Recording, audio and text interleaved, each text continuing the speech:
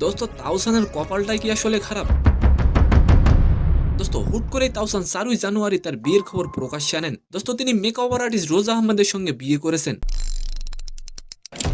তবে দোস্ত এবার প্রকাশ্যে আসলেন তাওসানের নতুন বইয়ের সাবেক প্রেমিক। দোস্ত প্রকাশ্যে এসেই বোমা ফাটালেন তাওসানের বইয়ের প্রেমিক। এন্ড সেকেন্ড নিউজটি থাকবে দোস্ত বাহুবলী 2 কে টপকিয়ে গেলেন আল্লু অর্জুনের পুষ্পা 2 সিনেমাটি। দোস্ত গত শনিবার পর্যন্ত সিনেমাটি ইনকাম করেছে 1345 কোটি রুপি। দোস্ত তাহলে পুষ্পা 2 কি পারলো ভারতীয় ইতিহাসে সেরা সিনেমা হতে? সালাম নমস্কার দোস্ত। দোস্ত তাওসানের দ্বিতীয় স্ত্রী রোজা আহমেদের পুরনো প্রেম নিয়ে যখন আলোচনা সমালোচনা চলছে, ঠিক তখনই প্রকাশ্যে এসে খোলামেলা কথা বলেছেন রোজা আহমেদের সাবেক প্রেমিক। দোস্ত নাম প্রকাশ না করা সত্ত্বে তিনি জানান 2016 সাল থেকেই তাদের মধ্যে প্রেমের সম্পর্ক ছিল। দোস্ত রোজা আহমেদের সাবেক প্রেমিক বলেন কিছু ঘটে বলেই কিছু রটে। দোস্ত তাদের সম্পর্ক নাকি 2016 সাল থেকে শুরু। দোস্ত তাওসানের কপালটাই কি তাহলে খারাপ? আপনি অবশ্যই কমেন্ট করে যাবেন।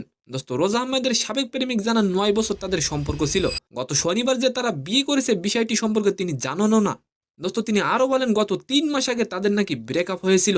দোস্ত ব্রেকআপের কারণও নাকি তাওসান ছিলেন, যেটা সত্য সেটা নাকি তিনি ঢাকতে পারবেন না মিথ্যা দিয়ে। দোস্ত প্রতারণার শিকার হয়েছেন বলে দাবি করেন ওই যুবক। দোস্ত যুবকটি আরো বলেন আপনারা তো বিষয়টি জানতে পেরেছেন, আর আমাদের এই ব্রেকআপের মূল কারণই ছিলেন তাওসান। দোস্ত সেকেন্ড নিউজটি হলো অবশেষে কাঙ্ক্ষিত লক্ষ্যে পৌঁছে গেল পুষ্পা 2 সিনেমাটি। দোস্ত আল্লু অর্জুনের সিনেমাটি ভারতীয় ইতিহাসে সবচেয়ে বেশি আয় করা সিনেমা হিসেবে নাম লেখালো। দোস্ত বাহুবলী 2 সিনেমাকে টপকিয়ে ভারতীয় বক্স অফিসে সর্বাধিক উপার্জনকারী চলচ্চিত্রের শিরোপা অর্জন করতে পুষ্পা 2 সময় লেগেছে মাত্র 7 বছর 8 মাস 3 দিন।